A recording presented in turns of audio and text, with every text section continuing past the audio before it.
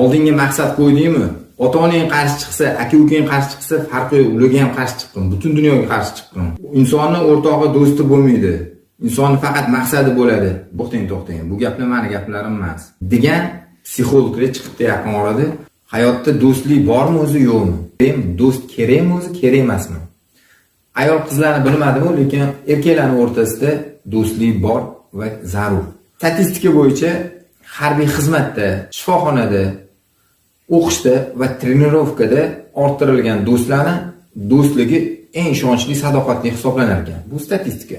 Insonni nafaqat qiyin kunlarida, kerak bo'lsa do'sti agar noto'g'ri yo'lga kirib ketgan bo'lsa, masalan, qimorxonalarga, fohishaxonalarga agar aralashib qolgan bo'lsa, o'sha bo'ldi, bu o'rtoqdan foyda yo'q deb tashab ketmaydi. O'sha joyga kirib boradi, kerak bo'lsa aroq qo'yilgan joyga boradi. Aroq ichish uchun emas, shu do'stini o'sha yo'ldan qaytarish uchun. Haqiqiy do'stlik choyxona bilan belgilanmaydi.